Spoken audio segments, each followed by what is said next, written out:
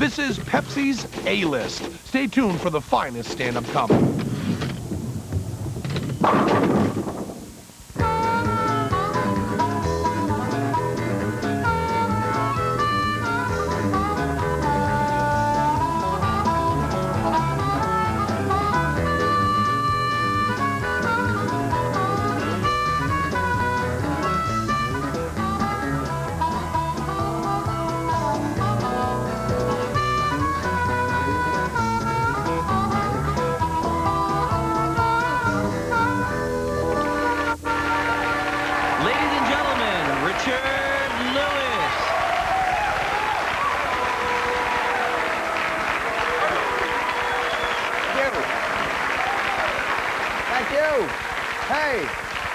Hey, I'm a monkey.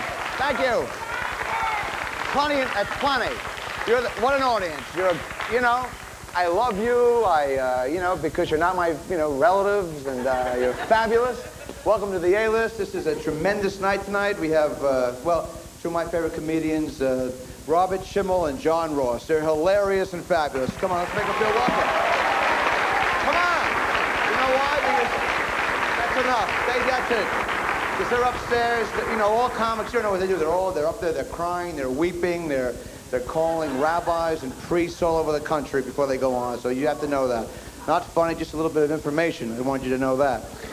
Anyway, I feel fabulous. I dressed for the occasion for the A-List. I feel like Sergeant Pepper's Cantor. I don't know what this is. They made me wear it. Anyway, I have women problems. I've discussed this for the last 20 years. I guess it's never going to go away. It's sexual. Here's the deal. If you're with somebody who you love, they should want you in bed. That's it. Because once it goes south in bed, forget about it. You don't want to be in bed with somebody who says, like, I'll race you to sleep. You don't want that.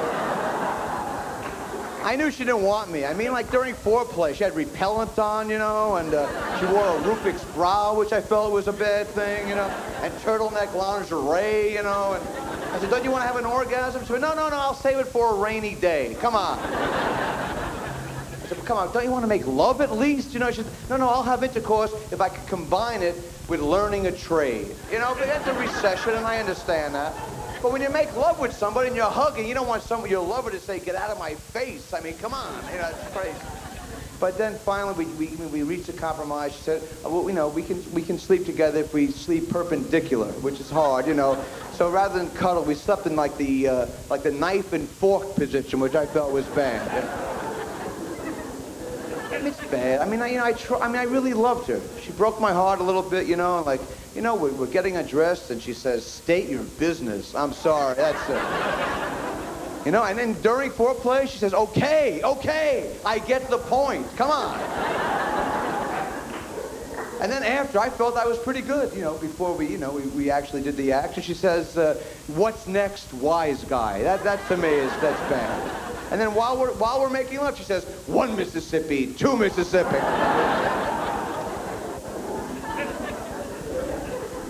So I said to her, did you or did you not? Almost like De Niro. Did you or did you not have an orgasm? I'm asking, did you or did you not? That was not a good De Niro impression. It felt like, down in my liver, it felt like De Niro. But I knew she wasn't into me. I said, did you have an orgasm or not? I'm just curious. She says, I'm thinking. So, forget about it. So forget about it, right? It's time to move on to the show, to the A-List. And we'll be right back with one of the most psychotic, one of the funniest people I've ever met on the face of the planet, Mr. Robert Schimmel. Be right back.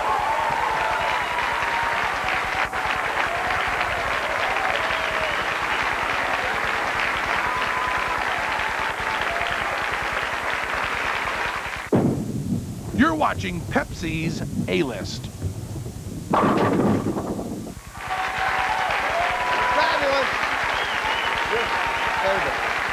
This table is fabulous. Hot roast on me. Hot roast on me. Thank you. Okay, let's get this show started. And the A-List can't get started any better with one of the funniest guys I've ever known in my entire life, Mr. Robert Schimmel. Ladies and gentlemen.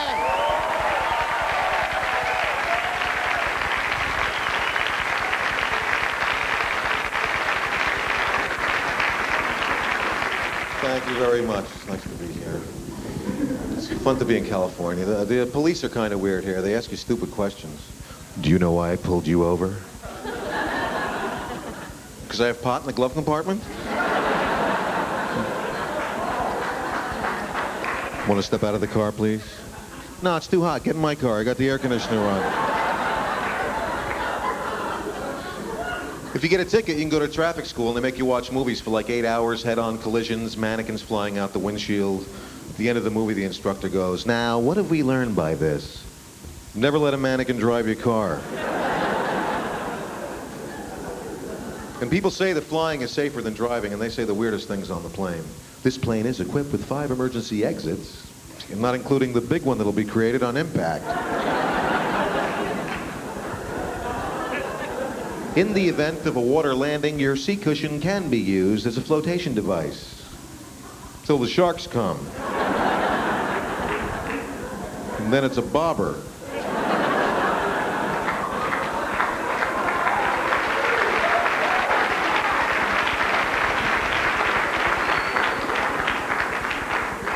You know what they say you're supposed to do if you're being attacked by a shark? You're supposed to punch him in the face. Yeah, and then when that doesn't work, you poke him in the eye with your stump.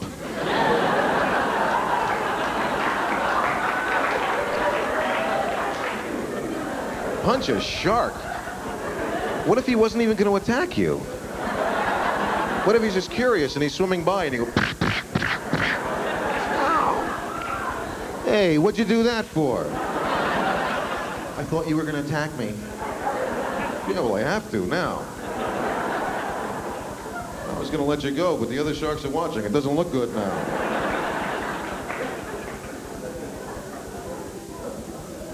I flew out here on Southwest Airlines. Southwest has a plane that's painted like Shamu the whale from SeaWorld. Yeah, that'd be easy to find if that went down to the ocean, huh? That'd be nice when you're trying to get out and a real whale's humping your window. That's a good idea.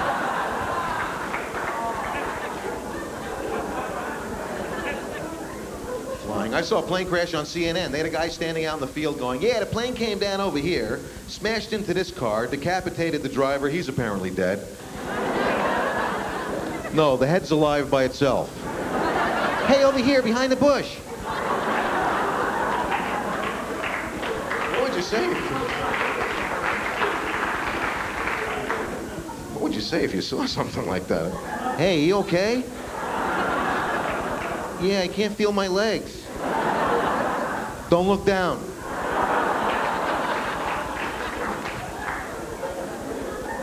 No, your brain probably stays alive for a couple minutes after your head comes off. Chickens run around with their heads chopped off. It'd be weird to see some torso hopping around in front of you. Ow, look at that. Hey, that's my shirt.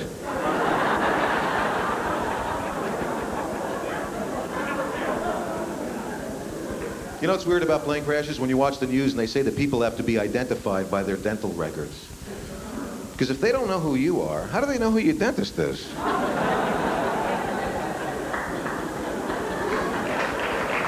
Thank you.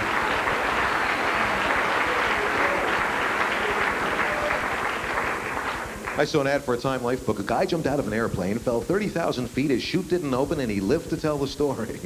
Yeah, I would have loved to hear that story. Chute didn't open.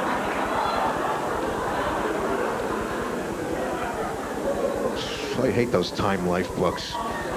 Every other commercial, the time. We'll send you a book a month until you're forced to file bankruptcy. Honey, the garbage disposal doesn't work. That's okay, we can fix it ourselves with Volume 2, Fixing the Garbage Disposal. And then when that doesn't work, they have Volume 3, Learning to Eat with a Hook.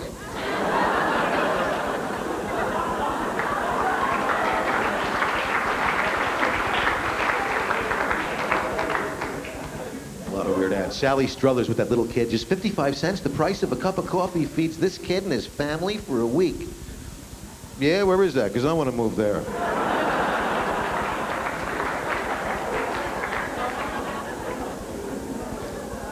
I saw a Tampax ad. They had a Tampax in a wine glass, open like a flower, and it says, what does this tell you? That I'm never having wine at your house.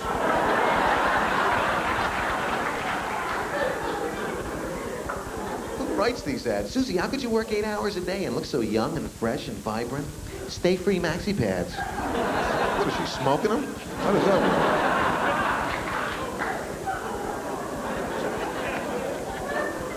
They do have weird ads. That one with the mother and daughter on the beach. Ma, why do they have douche? Why don't you ask the pelicans that are following you?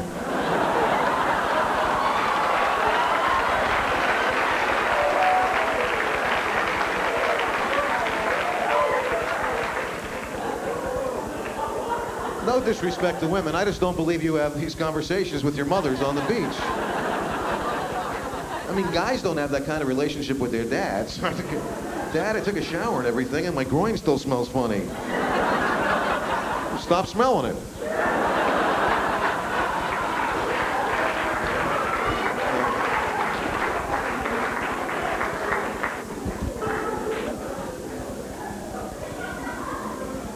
I was watching TV, I saw Dr. Ruth on television. She says that a lot of men suffer from premature ejaculation. That's not true. Women suffer.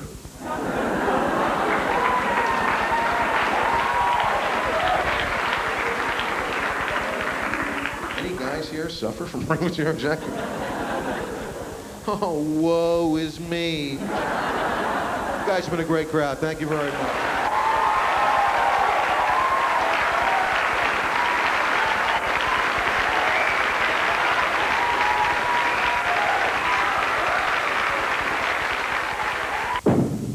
You're watching Pepsi's A-List. Oh,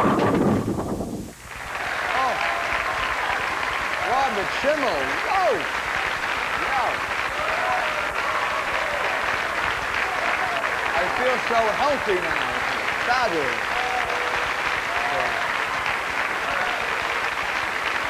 Welcome back to the A-List, Robert Schimmel. I told you he was psychotic, and I'm not knocking psychosis, by the way, although I'm not knocking people that have it. I don't know what I'm talking about at this point, but hey, Schimmel's crazy, I'm crazy. We both discussed backstage. It's important to be loved. You know that? Didn't we talk about that about a minute ago? And then you didn't mock me in front of my rabbi back there in the hall. I don't know. I just I was discussing about my ex, and again, I pray that you have a good sex life.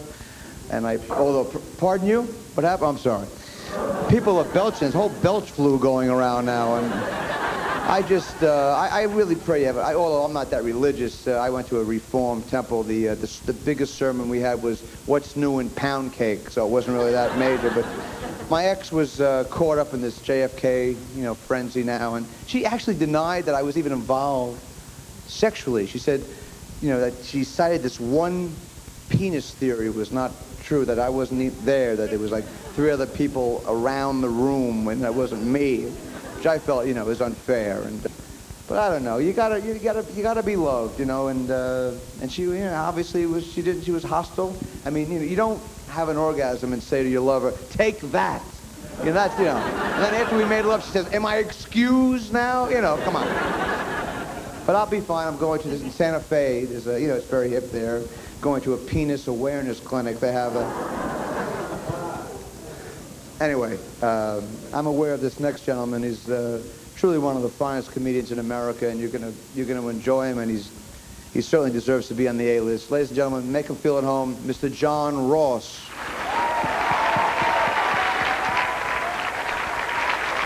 Nice intro, boss. Thank you, Richard. Thank you.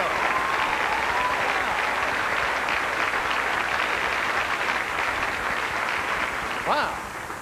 Well, thanks a lot. Great to be here. I just flew in from New York City, and boy, is my middle finger tired. But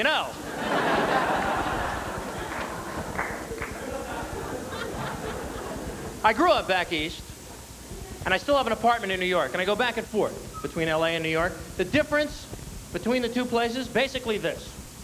Here in LA, I'm perceived as kind of a fast-talking, little bit hot-headed, streetwise guy from Jersey. In New York, everyone thinks I'm gay. Tough town, that's all I'm saying. I'm not gay. Though the way my social life is going, it's nice to know it's there. You start scrambling around, you want to have that safety valve outlet pass. Not to say I'm not looking downfield, just everyone seems to be covered. I'm not afraid to be gay. A little nervous about that initiation ceremony I heard about. My social life truly not going well. I'm in the throes of a prolonged slump, dry spell, a drought, as it were. Truly is a drought. I could get lucky every night for a month, wouldn't make a dent in it, you know what I'm saying? Start to think maybe there's something wrong with me. So I went to go see a psychic, as opposed to a therapist, I guess. You know, therapists seem like a lot of commitment, go back week after week. Basically, I wanted magic. So I went to go see a psychic. I don't know if you've ever done this. We did past life regressions. Find out who you were in a previous incarnation. You know what I found out? Found out I haven't been laid since the Civil War.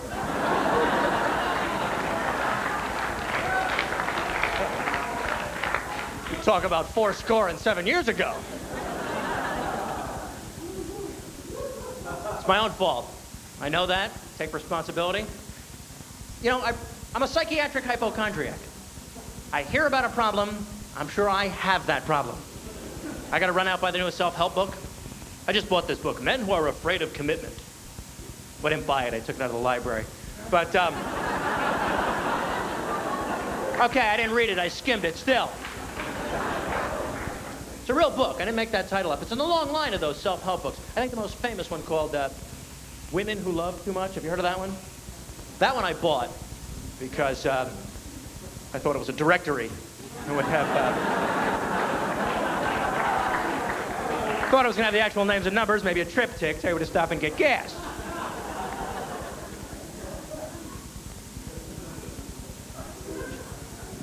At least it's not genetic, I know that. My sister has 2 lovely kids, my niece and nephew. Very grown up for their age.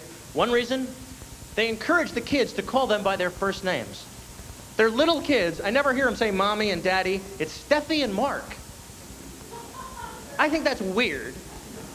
And I think it's wrong. But I'm old-fashioned. You know, I'm not married, so naturally, you know, my kids call me the defendant.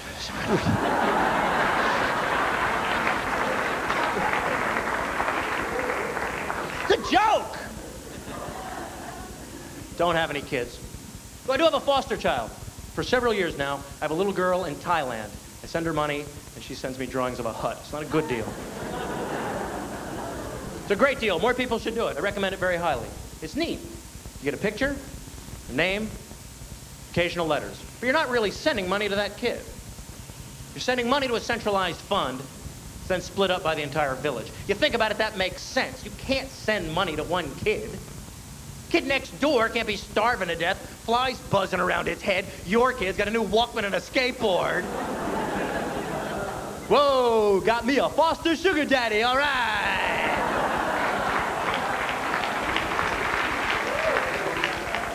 Yo, Bonji, you got change of 100? Didn't think so!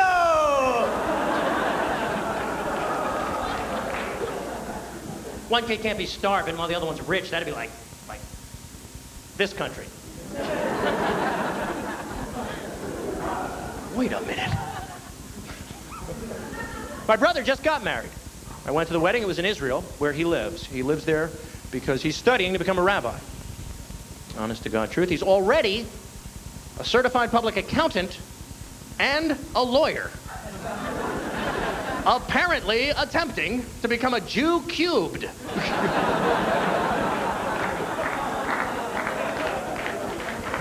Going for the very rare Hebrew hat trick. He shoots, he scores.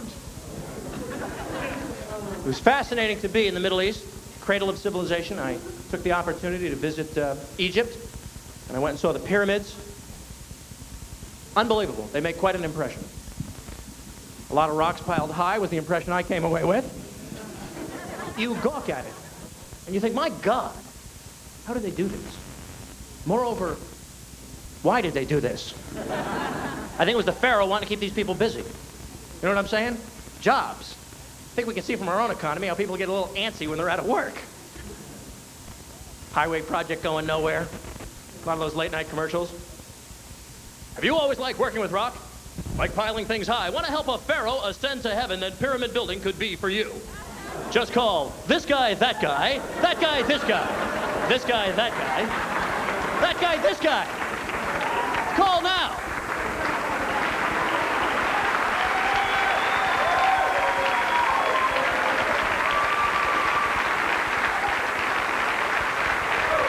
Make me come down there. It's fascinating. That's where all the religions, many of the major religions started. A lot of things to wonder about when you read the Bible, certainly. If you read the Bible, it's a good book, the good book, a little bit preachy, you know what I mean? I wonder if when Jesus performed miracles, if there was a beautiful woman there next to him, going,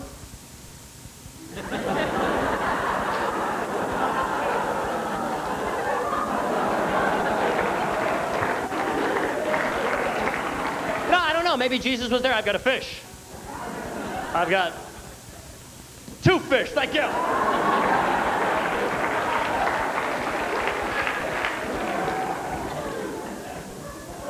Can I get a leper from the crowd, please? Leper, please. I try to help my niece and nephew with their education. I like to read them stories from the Bible, and then, of course, change the ending. Good, clean uncle fun. I sit him down, and Noah looked to the heavens and said, God, when you told me it would rain and the lands would flood, I believed you. And I built this mighty ark so that we might be saved. But I pray to you now, tell me, how much longer will these rains continue? And God said, well, Noah, let's go to the satellite map.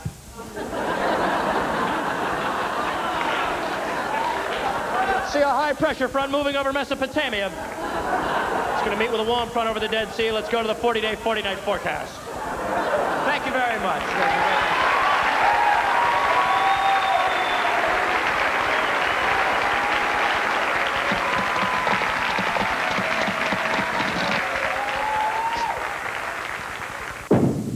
You're watching Pepsi's A-List. Make fun of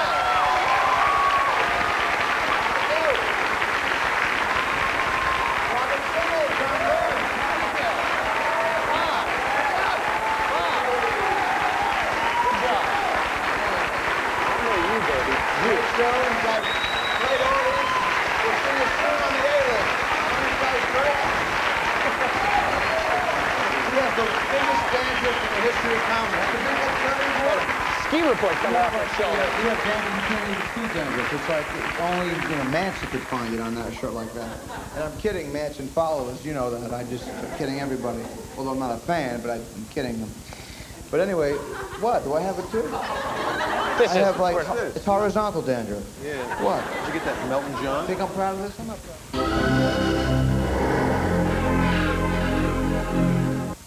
This has been a presentation from Comedy Central.